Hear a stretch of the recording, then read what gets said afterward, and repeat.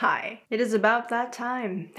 It is about that time again when we roast new makeup releases. I'm not necessarily roasting all of them, but some of them need to get roasted, not gonna lie. If you don't know what's up with this little series that I do, I'm basically going to sit down with you guys, talk about some new releases that have been coming out and what I think of them, and whether I would realistically maybe purchase them at some point in the future.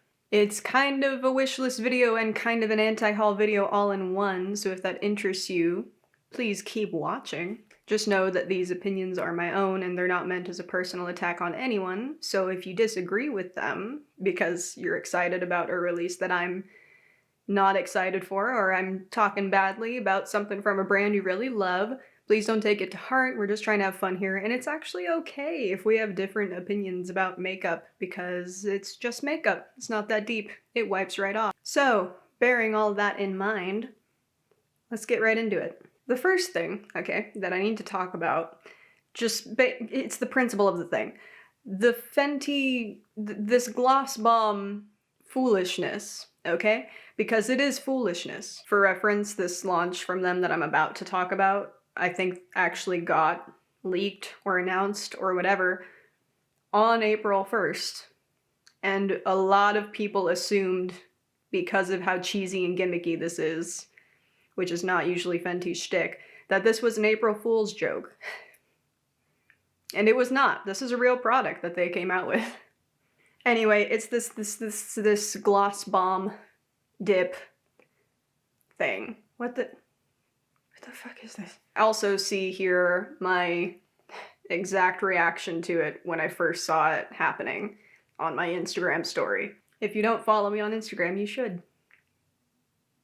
I'm so confused. This is just not a thing I would have expected Fenty to do under normal circumstances, let alone panoramic circumstances, you know? I have so many issues with this. First of all, from an aesthetic standpoint, I hate it. I hate the way that this looks. Second of all, its like whole thing is that it's like a portable thing. It's got a little clip on the back so you can clip it onto your belt or whatever and take it with you. And then it kind of pops open and you rub your fingers in it to apply it with your hands. We're all seeing how this doesn't make sense, right? First of all, I don't get how the gloss formula translates to a lip balm formula. It just seems like it would be sticky and messy and ugh. I've just never liked the idea of this kind of lip balm that you like apply with in a tin or whatever, and you apply it with your fingers, like even pre Pandora's box. It's never made a lot of sense to me, and now in the time of masks and everyone being very worried about sanitation and stuff, it just doesn't make sense to me. It's like it seems like it would just be sticky and messy and gross, and then like you have to go like wash your hands after every time you use it, or your fingers are gonna be sticky and messy and gross. And you know, masks. I just really want to see someone with this in public apply it and like kind of stick their hand like up under their mask in a very public setting to try to get it on, and then what? Be left with sticky glossy fingers? No. In terms of practical use, even if we're talking, if this had even come out like 2019 before all the madness, no, this would not. No, it makes more sense to me to just carry the original gloss bomb with you and not have to introduce your fingers into the equation at all. Save yourself a number of steps, at least. It's not like the gloss bombs aren't already transportable. They literally came out with mini gloss bombs. Why was this ever necessary? Nothing about this makes sense. I don't appreciate this. No. However, another gloss bomb-ish release from Fenty that's way more exciting. This gloss bomb cream duo. There's a hot pink shade called Cupcakin, and a kind of dusty pink shade called Bubble Binge. These are both hella cute. I know that in the Gloss Bomb Cream formula specifically, there's already kind of like a dusty mauve-y pink shade, but that one's a lot more cool toned. This one seems a little more everyday wearable, or at least like you wouldn't necessarily need a lip liner with it, which I think is kind of the case with the other one. Both these shades are really cute.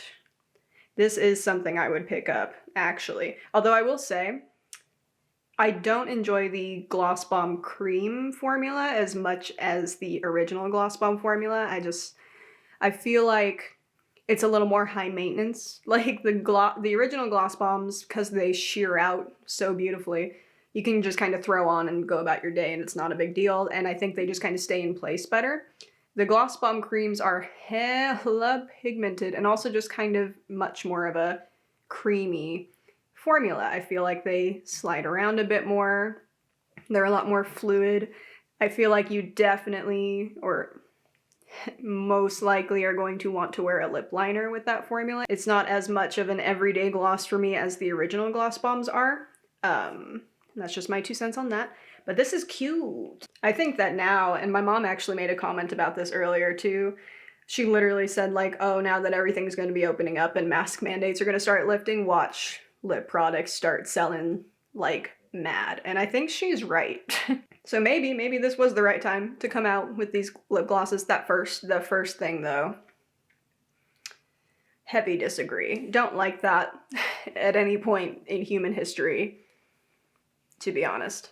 But this duo, this is cute. I like it, especially for summertime. Good colors for summer. Good job, Fenty. I just want to highlight real quick that Tower 28 did extend their bronzer range, which we've been asking for a while now, and they acted on it pretty quick, actually, now that their brand has been getting some traction. So, you know, shout out to Tower 28 for that. I do still think there can be room for more shades even to be added, but this is a step in the right direction. I think originally they had 2 shades, and now they have 5.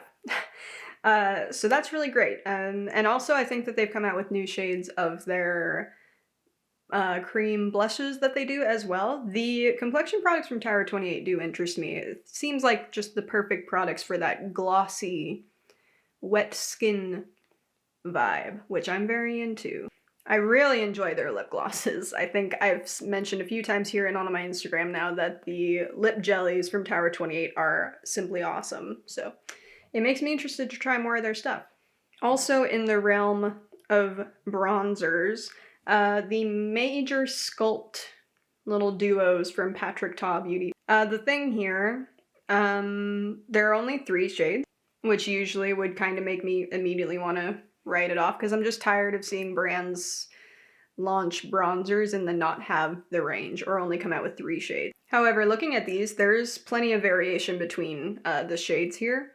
And I do have faith that this will be extended at some point because he's come out with a bunch of blushes at this point and like highlighting products and lip products that all have beautiful ranges. So I wouldn't be surprised if we get some more shades of these sculpting and bronzing duos at some point. It looks like it's a cream contour and a powder bronzer. I'm into it. I totally am. I don't know, like, whenever I do eventually pick up any of his products to play with, I don't know if these are gonna make it because I have so many fucking bronzers that I need to work through at this point. But this is cute. This is cute. Let's talk about Rare Beauty. Okay, so Rare came out with another face primer. They originally had that kind of illuminating one, and now there's a pore diffusing primer. It has a cushiony gel formula.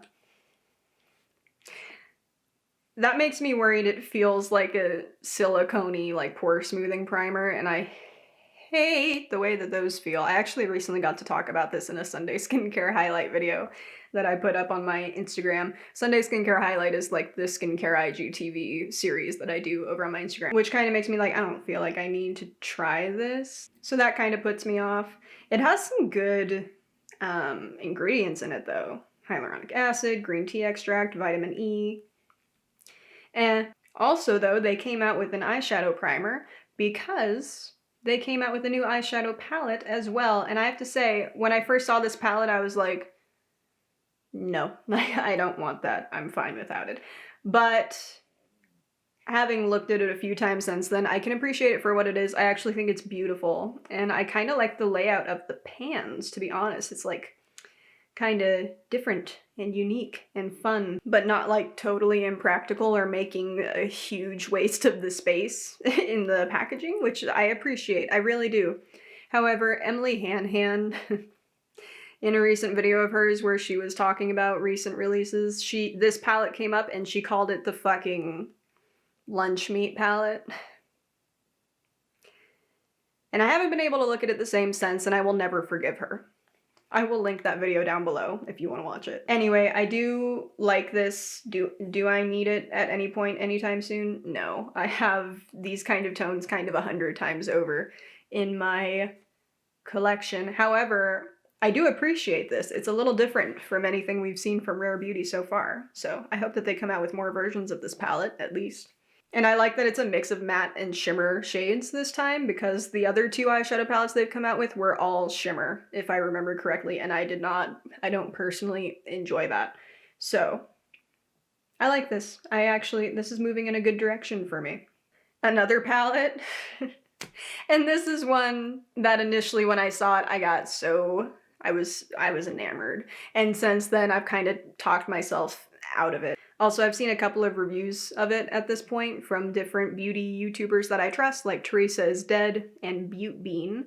I will link their videos down below if you want to check those out too and kind of see what their opinions of this palette were. They had wildly different experiences with this palette, and if that doesn't speak to the inconsistency of Melt's shadow formula perfectly, I don't know what does. But anyway, this palette initially had my heart. It's like a beautiful, kind of cool tone, neutral palette. Some people have taken issue with it being like the third collection they've done that's like pot themed. I don't personally care. I'm not pressed. Now, the thing about this, okay, is that when it comes down to it, as pretty as it is just a neutral palette. And I feel like there's not really enough variation in here. And it's kind of going the way of like the early days of the Naked palette. Someone literally posted like a comparison of this palette and one of the old Naked palettes, I don't remember which one, and was basically like saying that Melt basically repackaged an old Naked palette and assumed no one would notice. And I was like, you know what? That's fair. So yeah, this initially had my attention, but I'm just kind of like, Even if a time ever comes when I'm in the market to buy a new eyeshadow palette, period, it's not gonna be this one. ColourPop. ColourPop has come out with 4 new things, and by the time I have this video edited and ready to upload, there will probably be like 1 or 2 more other things that I missed. Oh my goodness, I'm wrong. There's actually 5 new things now. Anyway. Like 4 of the 5 I'm not even remotely interested in. So let's just whip through these. First of all, brow products that I don't care about because I don't really use product in my brows. When I do, it's usually a clear brow gel that I brush through and then just go about my day. I very, very rarely reach for a tinted brow gel. What's interesting to me is there are only 2 shades. One of them is clear and the other one is like a kind of deep, very warm looking brown. I don't know about that. So that's not for me. Also, not really for me, but they're for somebody, and that's good because they're fucking cute. The shadow sticks. There's matte ones and shimmery ones, and they are very cute. Cream shadows and like shadow sticks and stuff are not my vibe. But hopefully these go over well and someone likes them because I do think this is a cute launch. Oh, this is the one of the 5 things that even remotely interest me. The Act Natural Defining Mascara. There's 2 shades, a black and a brown. I really appreciate a brown mascara for natural. No makeup days. Brown mascara is just kind of perfect for those kind of days. Now, the reason why this interests me is because it's supposed to be more natural looking. The last mascara formula ColourPop came out with, I absolutely hated to this day. One of the worst mascara formulas I've ever tried. Could not stand it. That was a bitter, bitter disappointment. So I hope that this one's better. I am interested to try it. My current go-to mascara for more natural looking lash days is the NYX Worth the Hype. I think that that's a beautiful formula, and this is low-key like... I saw a girl I follow on Instagram try it on her Instagram story, and she even like removed it on camera so you could see how easily it removed. That's really important to me because I have very sensitive eyes, so I need my mascara to come off easily when it's time for it to come off. So yeah, this interests me for sure. And they have two little eyeshadow releases here. These quads, I have seen a review of these quads from Shanine, who goes by Too Much Mouth on YouTube. I will link her video where she reviewed these quads down below. There's a good range here. Actually, there is a good range here. Again, it's not really a product that speaks to me, but I am glad to see it. I'm glad to see it, actually. Along those same lines, the most recent thing prior to me filming this video, I don't know if anything else is going to come out from ColourPop before this video goes up. If so, I'm sorry. They also came out with more of their little 5 pans. Basically,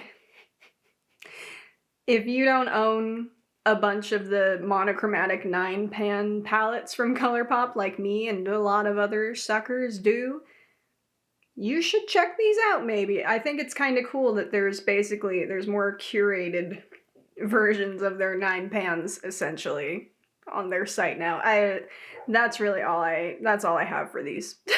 I do have to give it to them though. Again, these colors look more like vibrant and rich and not so like pastel-y. Like these are colorful palettes that are going to work on a range of skin tones, from what I can tell from this picture. I'd be interested to see reviews of them though. I hope that the pigment's there. I really do. If you are curious about where we're at with ColourPop on that front, I would recommend watching Neon MUA's newest video. He actually gave some pretty interesting insight into what's been going on behind the scenes with him and Josh, who is Killer King on Instagram and the founder of Drench Cosmetics, which is an indie brand. Just kind of letting us know what kind of conversations have been happening between them and the ColourPop team behind the scenes, and the actual kind of input that they've gotten to have on some of their recent collections. That was actually just really cool to hear. So I will link Darius's video down below as well if you kind of want to hear about what's going on there. Also, this is interesting. Juvia's Place came out with eye primers. There are 3 shades. Which is very interesting. I've heard a number of people say that this formula is basically like a dupe for the Anastasia eyeshadow primer formula, which is my go-to currently. So that makes me like, well, now I want to try the Juvia's Place one. Because something tells me, because they're so well known for eyeshadow, and particularly colorful eyeshadow, like pigmented eyeshadow, that they're just going to make some really awesome eyeshadow primers. So that's something I'm definitely interested to try at some point. I'm almost done with the little mini primer from Anastasia that I have now. It is the eye primer I used today. So I have to get through that, and then I have a backup of it that I need to get through before I get any new eyeshadow primer. But I think when it comes time to get a new eyeshadow primer, I'm gonna pick up the Juvia's Place one instead and test it out. Speaking of ABH, actually, I gotta talk about these makeup wipes, man. What the fuck? Why would you do this? It's pretty well known at this point, right? That makeup wipes are not only terrible for your skin, they're also like way bad for the environment, dude.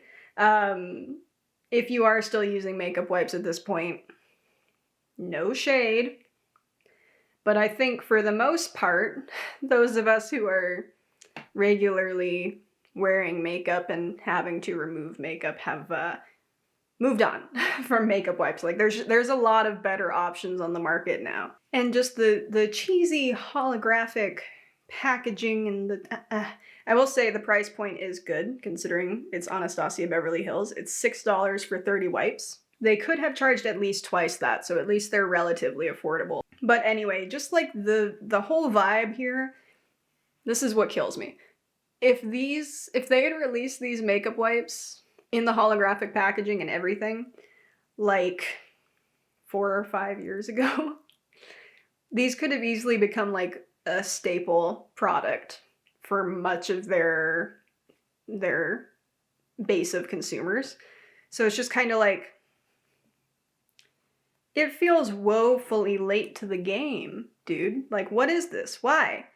Why? Who on their marketing team or whatever actually thought, oh yeah, we need to put these out right now?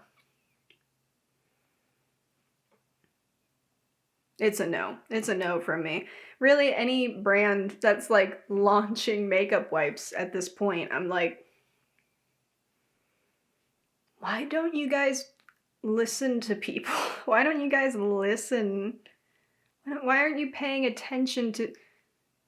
I don't get it. I just had to touch on that. Here's some skincare. We're not actually going to refer to makeup wipes as skincare ever again on this channel. Here is a skincare item that is very exciting. Congrats to Desi Perkins for starting up her skincare line. That's super exciting. And the first product she's dropped just has my heart, because it's a vitamin C serum. And vitamin C, it must just be one of my favorite skincare ingredients ever. The name is so cute. The Claro Que Si Vitamin C Glow Serum. Come on now. I would definitely be interested to try this at some point. It's pricey. It's pricey, okay? This would definitely be like a treat yourself kind of skincare buy. I do currently have a vitamin C serum though from a K-beauty brand that I am loving, and to be honest, it's hard for me to picture life without it, so whenever the time comes that that is finished, it's just more likely I'm going to repurchase that one than pick up this one. But this is an awesome first drop. It makes me excited to see what else she's going to come out with, actually. In the realm of influencer releases, also congrats to Samantha March. I'm very late. It's been out for a while at this point. But congrats to Samantha March for round 2. Another collaboration with Ofra Cosmetics, which is just one of the best brands out there in my completely correct opinion. This is quite awesome. It's a beautiful collection. I do also love the theming here because it's called Life's a Draft because Sam's also a writer. And I have, not like Sam, not in any way that's recognized or important, but I also happen to be a writer. Writing is one of my passions. So this is just very cute. I love to see it. I really do. Another influencer collab, this time with an indie brand that is just so fucking cute. Congrats to Annette of Annette's Makeup Corner. Her channel will be linked down below, of course. She has a collaboration coming out with Menagerie. At the point that I'm filming this, I don't know what the color story inside the palette looks like. We only have a picture of the outside to go off of. If there is an update before this gets exported and uploaded, I will insert that picture here. Congrats, Annette. I cannot wait to see what it looks like. That's just very, very cool. Another collab. This is not an influencer collab. This is one of those dusty collabs between a cheap makeup brand and a nostalgic form of media that y'all know I love to shit on. This is apparently round 3 of a collaboration between Friends and Makeup Revolution. Is it Makeup Revolution or is it just I don't know. There's like 5 different versions of this brand out there at this point, which is alarming. But anyway, it's Friends and Revolution. Makeup Revolution, whatever it's called. This is the 3rd collection? I thought it was the 2nd one. When did the 2nd one happen? Why don't I remember it? Did I miss the 1st one and thought the 2nd one was the 1st one? I have no idea, dude. Genuinely, no idea. At some point I missed something. Anyway, this is just much of the same kind of nonsense that we've seen with this same kind of the thing from the Good on them for finally making a blue fucking lipstick. And calling it, you know, Ichiban lipstick for men. I think it's not actually like a lipstick. It's like a lip balm. It looks like it kind of just goes on clear. There might be a bit of a sheen there. It's a very light kind of blue. The fact that they waited and the fact that they waited for a third collection with this franchise before they did that kind of stuns me. Mostly because I'm shocked that they got to a third collection, considering how uninteresting all of these have been. Not for me. And that's coming from someone who is a big fan of Friends, by the way. Hello. I don't really think it was necessary to do a makeup collab with Friends. Whatever. This is something that just actually got revealed today, which is very exciting. A new, very colorful eyeshadow palette from Linda Hallberg. Linda Hallberg is an incredible makeup artist, by the way, and she has her brand. A lot of her products really interest me. I'm dehydrated. Hang on a second. Sorry, I could literally hear in my voice that my throat is getting dry. So anyway, that palette's quite cool. And that's everything I wanted to talk about. So that's gonna be me done. I hope that you enjoyed. Let me know down below what some of your opinions of some of these releases have been, or if there are other things coming out that I didn't talk about that interest you. Let me know, because I am genuinely interested. Any releases that I might have missed in this video or that come out in the midst of me editing this video or whatever, I will probably talk about on my Instagram story. So again, be sure to follow me on Instagram. If you came from said Instagram, I would like to personally apologize for how dry content has been over there over the last month. I have mostly been pre-shooting for the next month or so content for my Instagram and stuff, because there's some changes on the horizon, and I don't know exactly what my timeline for those changes are yet, so I wanted to be prepared. Also, I've been learning TikTok. I'm on TikTok now. If you want to follow my TikTok, the links to any and everything I'm doing on the internet will be linked down below. There's always a lot of fun, cool, important stuff linked down there for you guys, so be sure to check out the description box before you leave. Don't watch James Charles or support him in any way. And I hope that we're all ready to have a vaccinated hot girl summer. I've had my first dose, and I'm getting my second dose next week, so I'm very excited about that. Thanks so much for being here.